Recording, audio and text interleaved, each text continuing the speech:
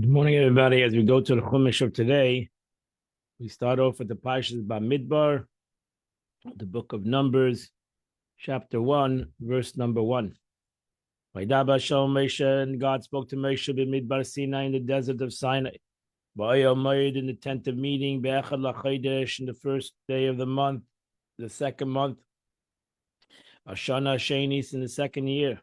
The Tzeis Me'isol Me'etzrayim, going out of Egypt, Lamer is saying, now she says, because of the Israel was dear to him, he counted them orphaned when they left Egypt. Counted them where many fell because of the sin of the golden calf. He counted them to know the number of survivors. When they came to cause his divine presence to rest amongst them, he counted them. On the first of Nisan, the Mishkan was erected. And the first year, which is this pasuk, the first day of year, he counted them. So count the Jewish people, count the heads of the Jewish people. To the family, to the father's house.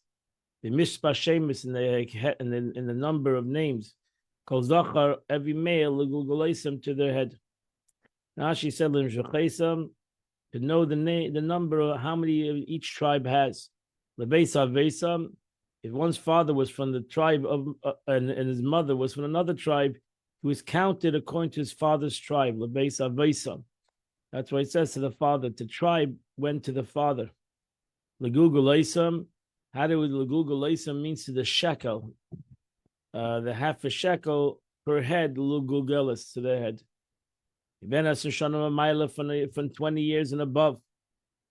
Whoever goes out to fit to go out to the army in the Jewish nation, Tifkadesim, you should count them. Litzavaisam to their legions, Atav Adain, you and Adon.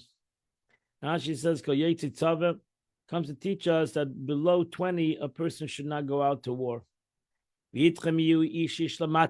And with you shall be, each tribe shall have a head of the tribe. Reish he is the head of the father's house.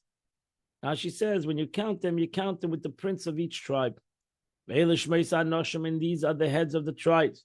Which will stand with you. The Reuven Elitzur ben Shdeir, to Reuven Elitzur ben Shdeir, the Shimon Shmuel ben Tzuri Shaddai, the Yehuda Nachshon ben Aminadav, the Yisachar, the Sanal ben Tzuri, the Zvulon, Eliyahu ben Chelav, Eliyahu ben Chelon, Livnei Yosef, to the children of Yosef, the Ephraim, Elishama ben Amiud, the Menashe, Gamliel ben Bdotzer, the Binyamin,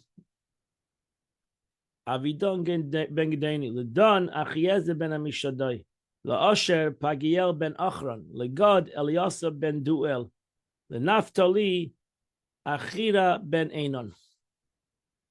Verse 16, Eila Keruya Ada, these were the ones who were summoned to the congregation, and the Siyem Matis Avesam, these were the leaders, the Nasi of their tribes, Rashi Alfi Yisraelim, they're the heads of the thousands of Israel.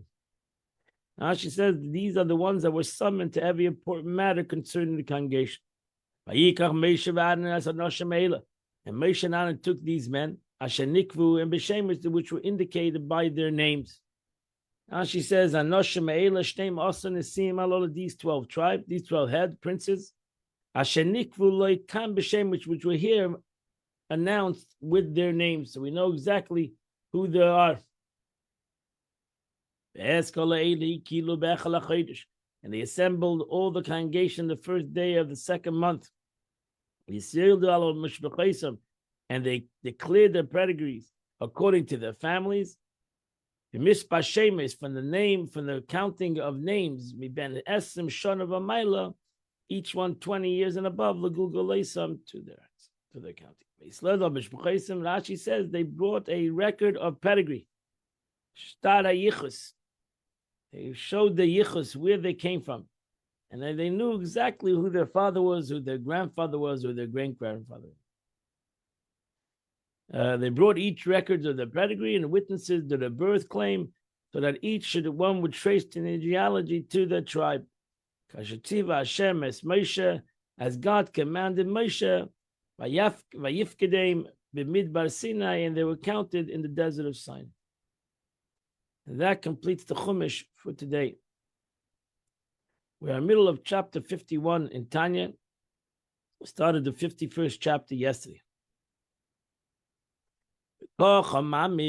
Truly similar manner. Derech Mashal speaking, figuratively speaking, Ein Sof Baruch Hu.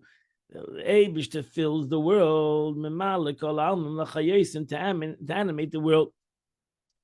It's important to realize the concept that the Eibishter, it creates and fills the world at this present time. It's not like a person that made a utensil and now the utensil doesn't need him.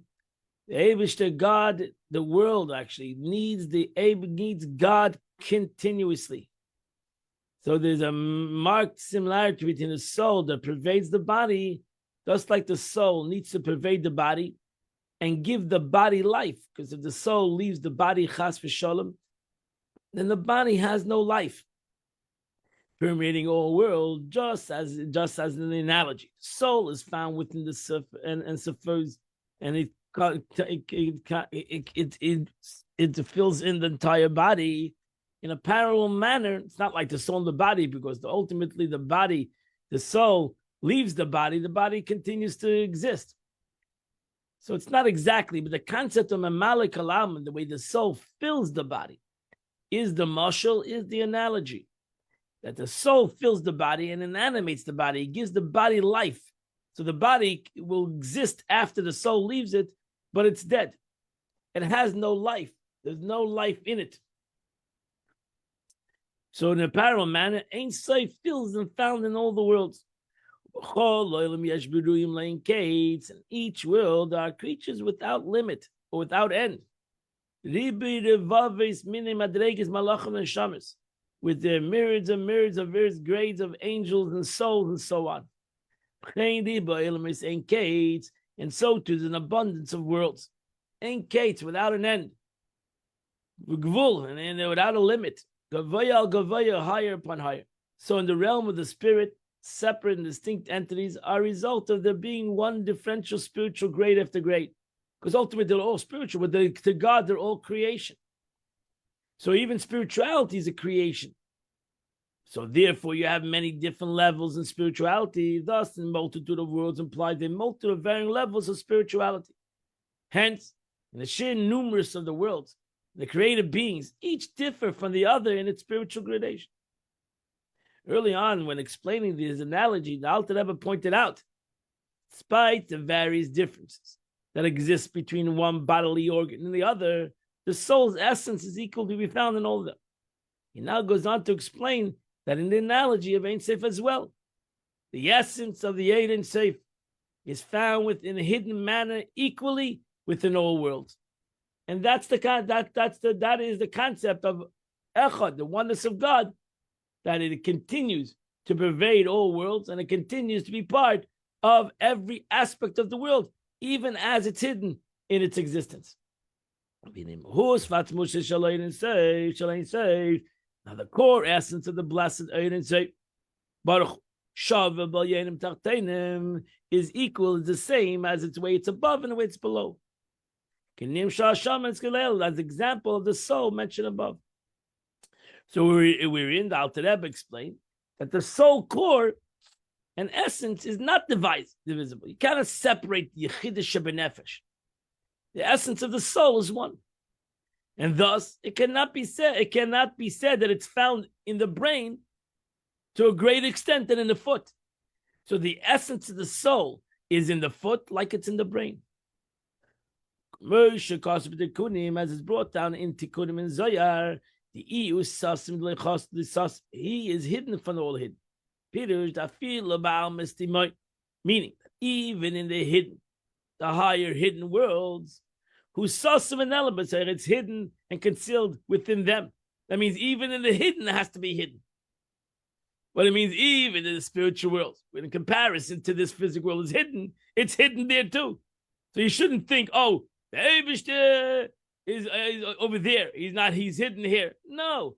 Ein Sof is hidden in Atzilus like it's hidden in this world. Because Ein Sof, so to say, the essence of God cannot be revealed even in Atzilus, but it's there, and it's there like it's here. It's hidden. The difference is over here it's hidden. In the world of Atzilus, it's hidden of hidden. We should saw some element like it's hidden in this world.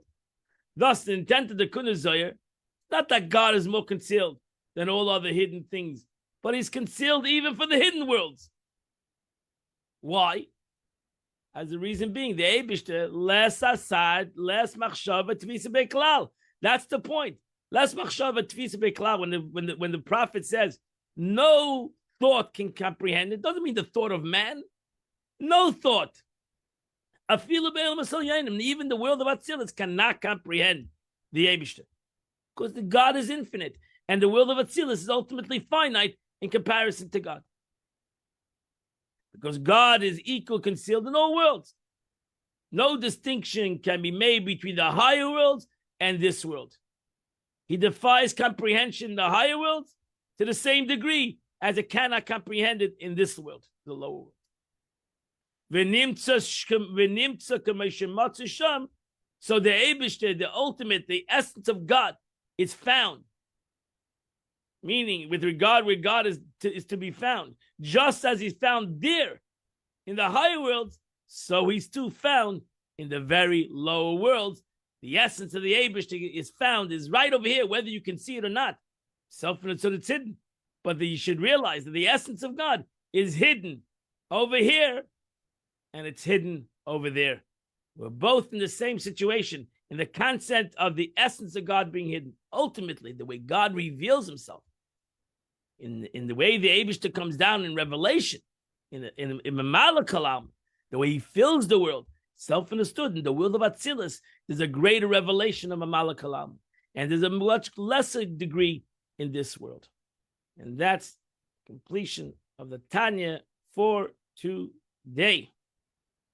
Today is the 25th day of the month, which is half of chapter 119. So if you do the half a chapter from the letter Aleph to the letter Mem in chapter 119, you do the Chitas of the day. I invite you all, my friends, 10 o'clock. We'll continue to learn Chitas Tanya of the Alter Rebbe. And Mitzvah, I'll see you all tomorrow, 8 o'clock. We'll continue to learn the Chitas of the day. Have a wonderful and beautiful day.